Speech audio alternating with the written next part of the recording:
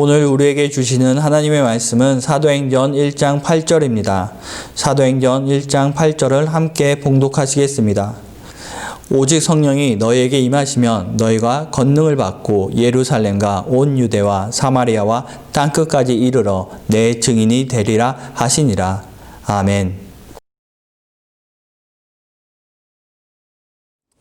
8월 한 달 동안 다시 복음 앞에라는 주제로 말씀을 나누고 있습니다.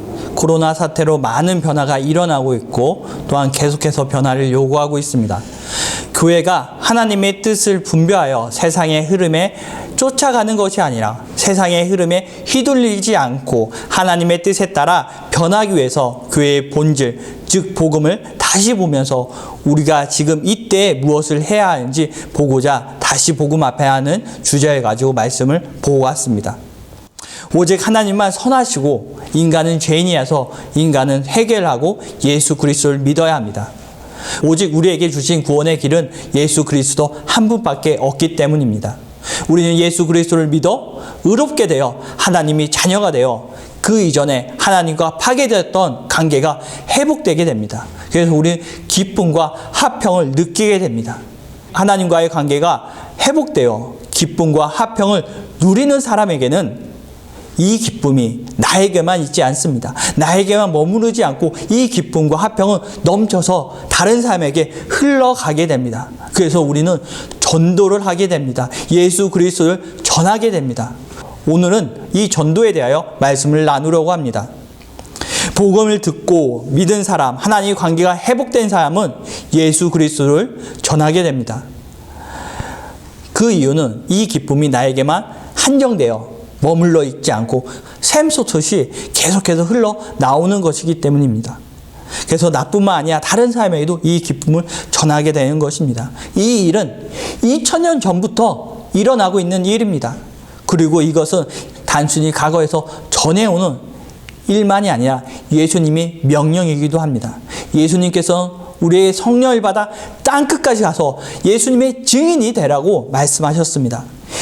성령을 받은 사람은 예수 그리스도를 믿는 사람은 기쁨이 넘쳐갖고 이것을 전할 수밖에 없게 되는 것입니다. 목격자는 사건을 봐서 목격자입니다. 그러나 목격자가 증인이 되기 위해서는 자신이 본 사건에 대하여 증언을 해야지 증인이 됩니다. 바로 우리는 예수 그리스도가 무엇을 하셨는지, 그가 전한 복음을 들었고 그가 주시는 사랑을, 은혜를 경험했던 사람입니다. 우리는 이거를 증언하면서 예수님이 증인이 될 수 있는 것입니다. 바로 예수님께서는 우리에게 이것을 증언하면서 복음을 전하면서 전도를 하면서 예수님이 증인이 되라 하셨습니다. 예수님을 증언하는 이 행위, 이것은 우리가 바로 예수님을 믿는 믿음의 행위이기도 합니다. 그러나 코로나 사태로 기존의 전도 방법에서 변화가 요구되고 있습니다. 이 시대에 어떻게 예수 그리스도를 전할 수 있는가 우리는 고민해 봐야만 하는 것입니다. 어떻게 우리는 이 시대에 예수 그리스도를 전할 수 있을까요? 먼저 과거의 복음을 어떻게 전했는지 먼저 살펴보겠습니다. 과거에는 공동체가 가진 힘을 통하여 복음을 전하였습니다. 나에겐 능력이 없지만 공동체는 여러 가지 능력을 가지고 있었습니다. 그래서 사람들 공동체가 가진 능력으로 복음을 전하기 시작하였습니다. 수도원 같은 공동체를 보내면서 병들고 가난하고 돌봄이 필요한 사람들한테 그들을 돌봐주면서 섬김을 실천하면서 그들에게 예수 그리스도의 사랑을 느끼게 하였습니다. 그래서 예수 그리스도를 믿어 예수님의 제자가 되게 하였습니다. 공동체는 복음 전달의 주요 수단이었습니다. 그래서 중세시대에는 교회에서 파문을 당하는 것이 매우 큰 사건이었습니다. 교회에서 파면을 당하는 것은 거의 죽은 사람과 마찬가지가 되었습니다. 우리는 역사 시간에 카노사의 굴욕이라는 것을 배우게 됩니다. 세계 교과서에 잘 나오는 사건입니다. 이 사건이 무슨 사건이냐? 신성 로마 제국의 황제 하이리히 4세가 이탈리아 북부에 있는 카노사의 성에 가서 교황에게 찾아가서 무릎을 꿇고 교회가 자신에게 내린 파문 결정을 취소해달라고 예언한 사건입니다. 그만큼 교회 권력이 강했던 것입니다. 교회는 이 권력을 가지고 바로 복음을 전했던 것입니다. 공동체를 통하여 교회는 전도를 해야 했습니다. 해양의 시대, 서양 유럽 세력이 식민지를 개척한 시대에도 이것은 교회와 권력이 같이 손을 잡고 복음을 전하는데 크게 작용하였습니다. 해양의 시대, 새로운 항로를 개척할 때 그 배에는 항상 선교사가 있었습니다. 선교사가 새로운 곳에 가서 하나님의 말씀을 전하도록 하였습니다. 국가와 교회가 협력하여 복음 전도를 하였던 것입니다. 그래서 선교사들을 함부로 건들 수가 없었습니다. 조선 말에 홍성대원군이 프랑스 신부들을 박해하고 죽이는 일이 일어나자 프랑스 군함이 강화도로 쳐들어왔습니다. 그래서 병인 난우가 일어나게 되었습니다. 이처럼 과거의 교회는 공동체, 국가라는 큰 힘을 가진 권력의 힘을 가지고 복음을 전하였습니다.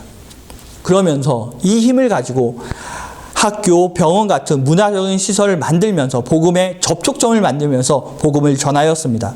비전도 지역에 기독교 문화를 넣어서 복음을 접하도록 한 것이었습니다. 그러다가 전도하는 방법이 바뀌게 되었습니다. 국가의 권력의 힘을 빌어서 전도를 하는 것이 아니라 이제 더욱더 성경 말씀을 직접적으로 전하면서 복음의 메시지, 예수님의 사랑을 전하는 식으로 방법을 바꾸었습니다.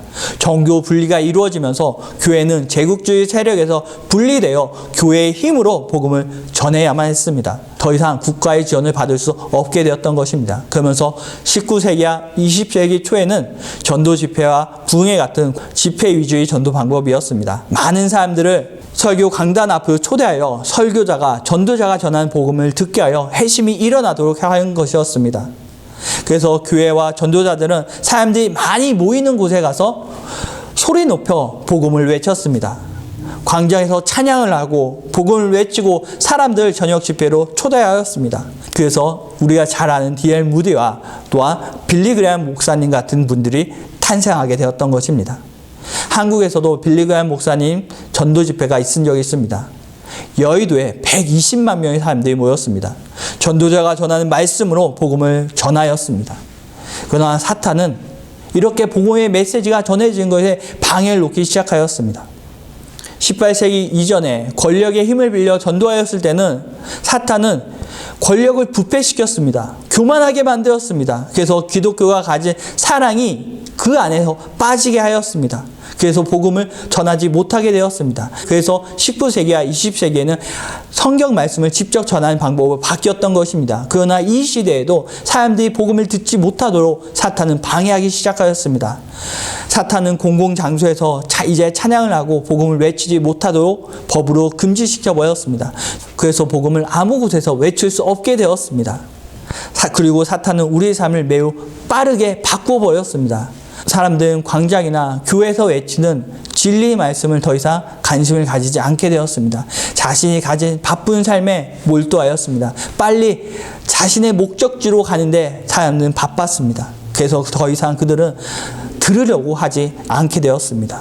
21세기에는 지금 대형 전도 집회나 복음을 전하는 방식에서 벗어나 다른 방법으로 복음을 전하고 있습니다. 20세기 말부터 라디오, TV, 그리고 지금은 인터넷을 통하여 복음의 메시지를 전하고 있습니다. 미디어의 발달로 복음을 좀 더 쉽게 전하는 방법을 바꾼 것입니다. 이런 미디어를 통한 선교는 라디오가 등장하면서 싹이 트기 시작하였고 TV가 등장하면서 더욱더 가속화가 되었습니다. 그리고 지금 인터넷 시대는 폭발적으로 많아지고 있습니다. 많은 예산과 많은 인력이 들어가는 집회보다도 미디어를 통하여 더 복음을 직접적으로 개인이 더욱더 친밀하게 주의 깊게 들을 수 있는 방법으로 전도 방법으로 바뀌었습니다. 그리고 더 이상 대형 집회, 공동체가 가진 힘만을 가지고 사랑을 전하지 않게 되었습니다. 공동체의 크기는 점점 작아지고 또한 다양해지고 있습니다. 큰 공동체가 아닌 작은 공동체, 또한 이 작은 공동체가 또 소규모로 분별되었습니다. 그러면서 우리가 개인적인 삶에 더욱더 친밀한 그런 관계를 가질 수 있도록 바뀌게 되었습니다. 그래서 우리는 더욱더 예수님의 사랑과 하나님의 은혜를 직접적으로 전하는 방법으로 바뀌게 됐던 것입니다. 시대에 따른 전도 방법은 늘 바뀌고 바뀌었습니다. 역사를 주관하시는 하나님께서는 시대의 흐름에 따라 복음이 전해지도록 그 방법을 바꾸셨습니다. 더 이상 큰 공동체가 존재하지 않아도 우리는 복음을 전할 수 있습니다. 개인적인 관계를 맺고 그 관계 안에서 예수님이 사랑과 하나님의 은혜를 전하고 있습니다.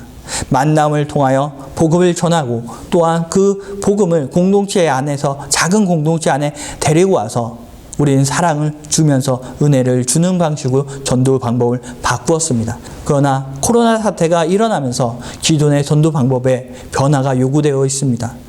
예전에 서로 만나고 모임을 통하여 전도하였습니다. 그러나 지금은 서로 만나지 못하게 하고 있고 모이지 못하게 하고 있는 시대입니다. 그리고 우리 안에 들어온 디지털 장비들로 우리는 서로 만날 필요가 없게 되었습니다. 개인과의 관계는 서로 멀어져도 충분한 관계가 되고 있습니다. 그럼 우리는 어떻게 이 시대에 예수 그리스도의 복음을 전하고 어떻게 예수 그리스도의 사랑을 전할 수 있을까요? 예배도 한 곳에 모여서 드리지 못한 이 시대에 어떻게 복음을 전할 수 있을까요? 서로 만나지도 못하여 관계를 깊게 가질 수도 없는데 어떻게 신뢰를 쌓을 수 있고 사랑을 전할 수 있을까요? 모이지 못하여 공동체는 존재 자체가 지금 위협을 받고 있는데 어떻게 우리가 할 수 있을까요? 복음을 전하기 위해서 우리는 우리가 살고 있는 이 시대의 특징을 잘 활용할 필요가 있습니다. 미디어를 통한 복음 전도의 역할이 더욱더 커지고 있습니다. 미디어를 통하여 복음의 메시지를 전하는 것은 매우 편리하게 바뀌었습니다. 얼마 전까지만 해도 누군가를 교회로 초청하여 함께 예배 드리는 것은 매우 힘든 일이었습니다. 그대에게 복음의 메시지를 전해주는 것 매우 힘든 일이었습니다. 그러나 지금은 우리가 설교 링크나 좋은 동영상 하나를 보내주면서 복음의 메시지를 너무나 쉽게 전달할 수 있게 되었습니다. 그렇게 바뀌었습니다. 하지만 이렇게 링크나 영상을 보내는 것으로 우리가 복음의 메시지를 충분히 전달할 수 있을까요? 우리가 복음의 메시지를 잘 전달하기 위해선 두 가지가 필요합니다. 먼저 첫 번째는 우리가 좋은 메시지를 보내주어야 하는 것입니다. 우리가 정말 복음의 메시지를 분별하여 보내주어야 하는 것입니다. 미디어를 통한 선교는 라디오를 시작으로 TV 그리고 인터넷을 거치면서 더욱더 그 역량은 커져가고 있습니다. 유튜브의 설교나 기독교 관련 콘텐츠는 코로나 이전보다 30%가 증가했다고 합니다. 이제 앞으로 더욱더 늘어날 것입니다. 누구나 쉽게 복음을 들을 수 있고 더 다양한 복음을 접할 수 있습니다. 그러나 여기서 우리가 주의할 점이 있습니다. TV로 복음을 전할 때 여러 부작용들이 있었습니다. 그것은 자극적인 복음이 전해지는 것이었습니다. 부흥 강사가 일어나서 손 한 번 휙 두르면은 여러 사람들이 쓰러지고 여러 사람들이 방언을 하고 그런 모습에만 더욱더 카메라가 가면서 복음의 왜곡된 모습만 보여지기 시작하였습니다. 예수를 믿으면 병이 무조건 낫는 그런 일만 전해지게 되었습니다.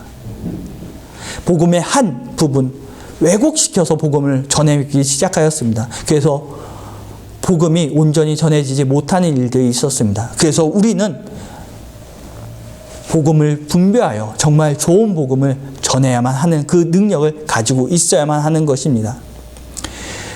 홍수 때에 마실 물이 없듯이 인터넷에 복음에 대한 영상들이 많지만 설교가 많이 있다고 하여 그것이 힘을 발휘한 것은 결코 아닙니다. 그 힘을 발휘하기 위해서는 정말 좋은 메시지, 정말 복음에 온전히 예수님의 사랑을 온전히 전할 수 있는 그런 메시지를 우리는 전해야 하는 것입니다. 그러기 위해서 내가 먼저 좋은 복음을 분별할 수 있는 능력을 가지고 있어야 하는 것입니다. 미디어를 통한 전도는 복음이 쉽게 전할 수 있다는 큰 장점을 가지고 있지만 왜곡된 복음이 전해질 수 있는 큰 함정을 가지고 있습니다. 그렇기 때문에 우리는 좋은 복음을 선별할 수 있는 그런 능력이 있어야 하는 것입니다. 그래서 우리는 다시 복음을 듣고 또 들어 거짓 예언자가 전하는 것을 구별하여 진짜 복음, 온전한 복음을 전할 수 있어야 하는 것입니다. 수많은 사람들이 설교 영상이나 복음에 대한 영상을 접하고 있습니다. 하루에도 많은 문자들이 오고 많은 영상들이 들어옵니다.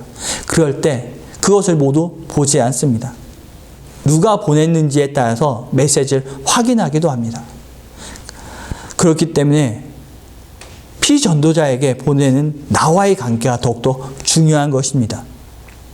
내가 신뢰하고 좋아하는 사람이 보낸 메시지는 무시하지 않습니다. 가볍게 여기지 않습니다. 우리는 이 점을 생각하여 피전도자와의 관계를 신뢰에 더욱더 쌓고 우리 관계가 더욱더 친밀하도록 해야만 하는 것입니다. 말씀을 못 들어서 못 믿는 것이 아니라 보낸 사람을 보고 그 메시지에 마음이 움직이지 않는 경우가 있습니다.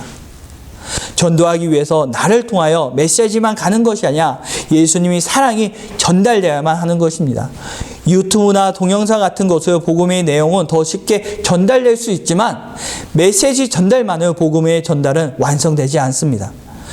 전도 대상자들은 무엇이 복음인지 들어 알게 되지만 하나님의 은혜와 사랑이 체험될 때 회심이 일어나는 것입니다. 은혜와 사랑은 전도자와 피전도자 사이의 관계에서 일어날 수 있습니다. 그래서 우리는 그 관계가 신뢰가 있고 깊어질 수 있도록 해야만 하는 것입니다. 서로 만나지 못해도 우리는 전화나 여러 가지 방법으로 연락하며 관계를 더욱더 깊게 해야만 하는 것입니다. 코로나 사태로 믿음 생활에 관하여 제가 설문조사를 한 적이 있습니다. 그때 질문에 이런 질문이 있었습니다.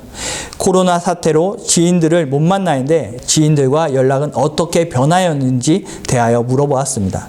응답자의 19%는 지인들과 연락이 줄어들지 않았다고 대답하였습니다. 하지만 63%가 넘는 사람들은 지인들과 연락이 줄어들었다고 대답하였습니다.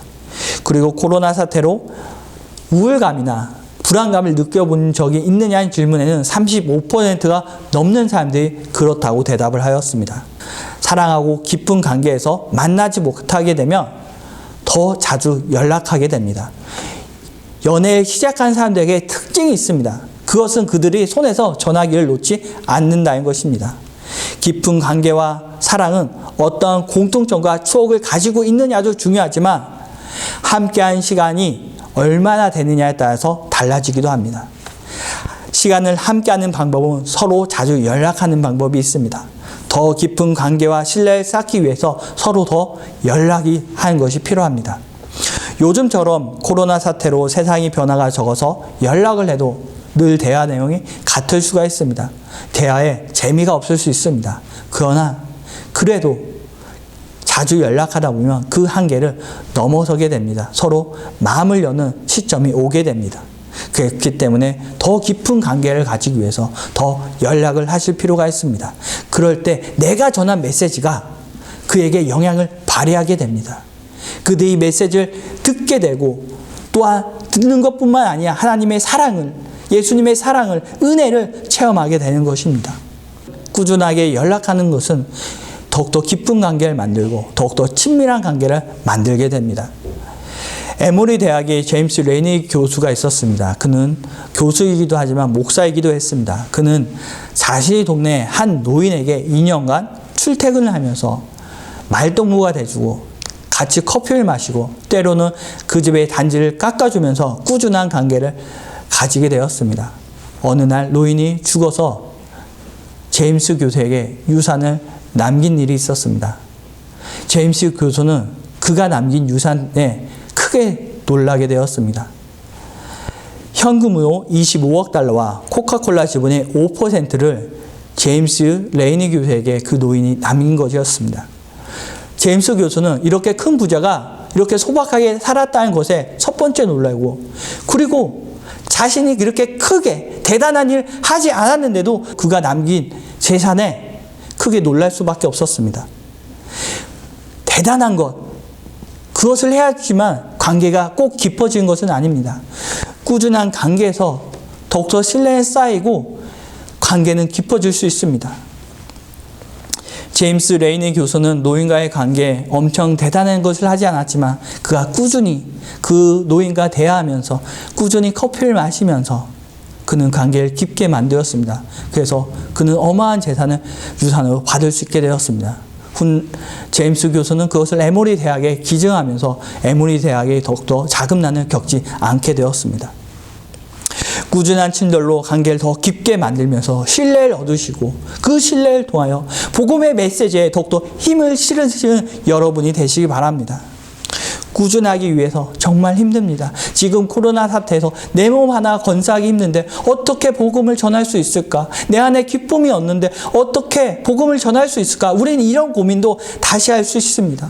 그래서 다시 복음 앞에 우리가 서야 되는 것입니다. 다시 말씀 보면서, 다시 찬양하면서 하나님 안에서 기쁨을 느끼고 즐거워할 때 우리가 예수님께서 명령하신 전도할 수 있고 예수님의 증인된 삶을 살 수 있게 되는 것입니다. 그러면서 우리의 믿음이 더욱더 커져만 가게 되는 것입니다. 우리가 참 예수님의 제자로 살게 되는 것입니다. 그래서 우리가 다시 복음 앞에 서야 되는 것입니다. 코로나 바이러스 사태로 많은 곳에서 변화가 일어나고 있습니다. 그 변화는 교회에서도 일어나고 있습니다. 특히 복음을 전하는 방법에 그 변화가 요구되고 있습니다. 변화를 앞두고 있을 때 우리는 두렵습니다.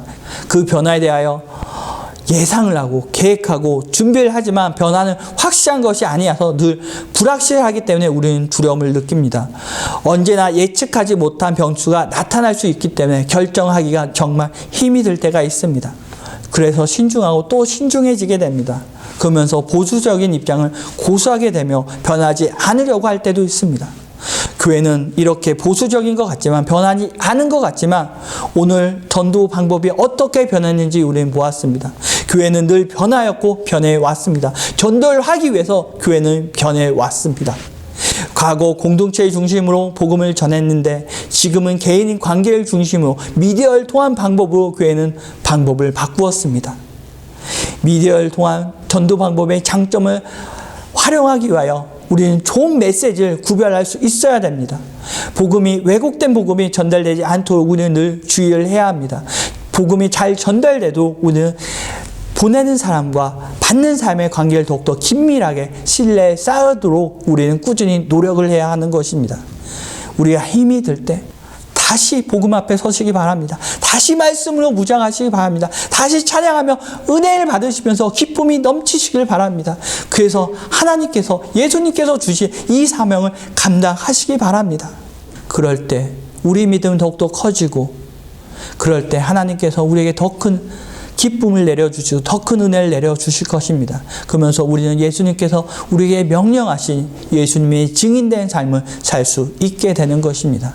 단순한 목격자로 머무는 삶이 아니라 예수 그리스도를 믿은 그 복음의 메시지와 예수 그리스도를 주신 그 사랑을 전하는 증인이 되시기 바랍니다.